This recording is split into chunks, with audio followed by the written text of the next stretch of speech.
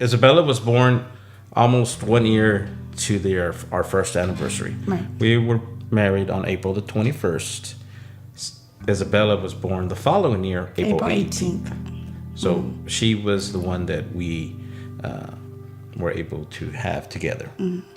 We did want more. And we tried. We did try to have more. We actually wanted to have a boy because it would have had 3 boys and 3 girls, and we would have been like the Brady Bunch without the maid. That was when it started getting a little rough because Patricia was having trouble holding the pregnancies, and she miscarried 3 times in a span of, I would say, 2 years maybe. We felt, and I did feel that not only emotionally, but her body was going through a lot of trauma, with the miscarriages and everything, and especially emotionally. We made a hard decision to say, hey, we're not going to try anymore. This is it. We just thought, you know what, this is what the Lord has blessed us with. We're going to be happy with what He gave us. I found out that we were expecting again, and part of me was excited. And then there was another part of me that was like, kind of, we knew what the outcome might be. We get to the specialist, and they're familiar with us already because we've been there before. And we speak to Dr. Gordon, and he recognizes us. So he's taking a look, and he says, we're going to talk. And so I knew at that point, I knew it didn't sound right. Something was wrong. The baby was small, so it wasn't that he knew, but he said there's signs that show that she may have trisomy 18. And that's when we first found out what that was.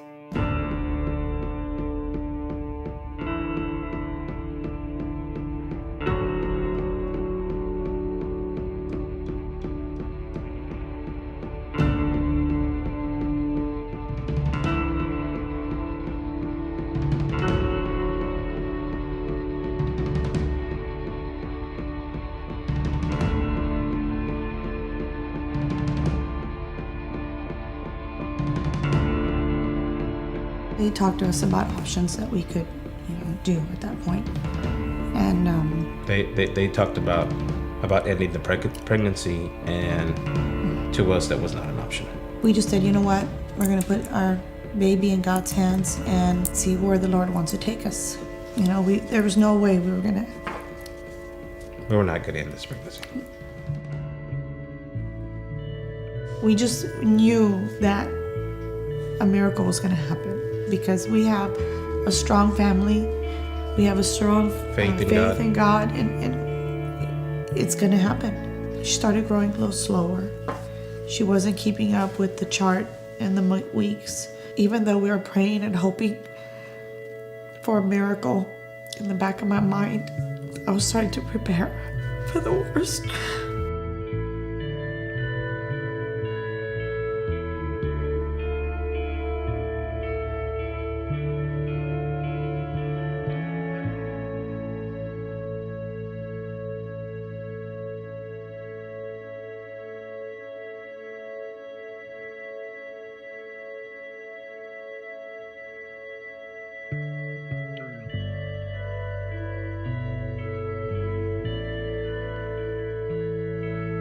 The nurse got her and they started cleaning her mouth out.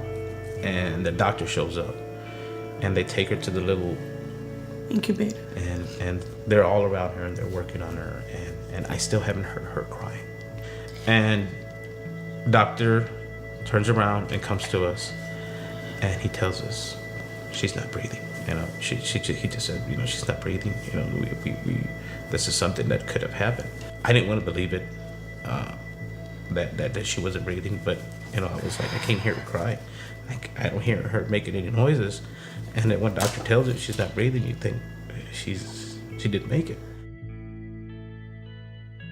Something that the Lord did that very moment that the Lord showed up when Pat requested, can she Can I hold her? Can she hold her?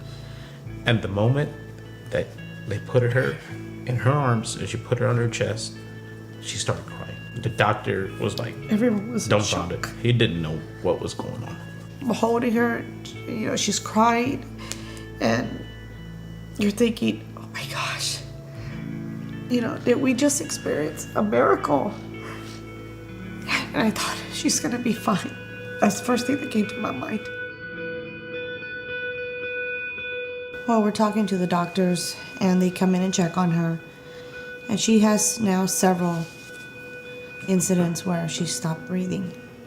Her heart rate goes down, and then her breathing starts up again. She's not really eating anymore. She can't take a bottle. She's drinking from a syringe because her mouth is so tiny. She's not very alert. She's dozing off. And I remember saying to my mom, she's getting tired. I don't know how much longer she's gonna, be with us. So we were just thinking, we gotta get her home. We gotta get her home. So we get to the fourth night, and we're, there's so many people there to see her and want to spend time with her. So everyone's visiting, and it's about 10 o'clock, and people are getting ready to leave, and so people are saying goodbyes. And so the only people that are still there are the people that are going to spend the night. And Mark has the baby, and he said, I could hear him, talking to her. Sophia, it's Daddy. And he takes her into kind of like another area by himself, and I'm thinking, uh-oh, what's going on? He says, she's not breathing, and I can't get her to breathe again. So that's when it really hit. This isn't really a miracle. I wasn't prepared for her heart to stop. The moment she took her last breath, I had her in my arms. I couldn't believe that she didn't come back. I couldn't understand why, because she had done it various times throughout that time in the hospital. It was the night before we were supposed to take her home. Everyone got to say their goodbyes, before they took her. And just like that, we were coming home. Without her. He started to ask why. We prayed. We did, everyone everything we could. prayed for us, prayed for her, prayed for the pregnancy. We had the doctors, we had everybody there that was praying, and it didn't happen. I remember, just having God time and saying, why didn't you take her? It's almost like I heard a voice tell me, because I love you. And I felt like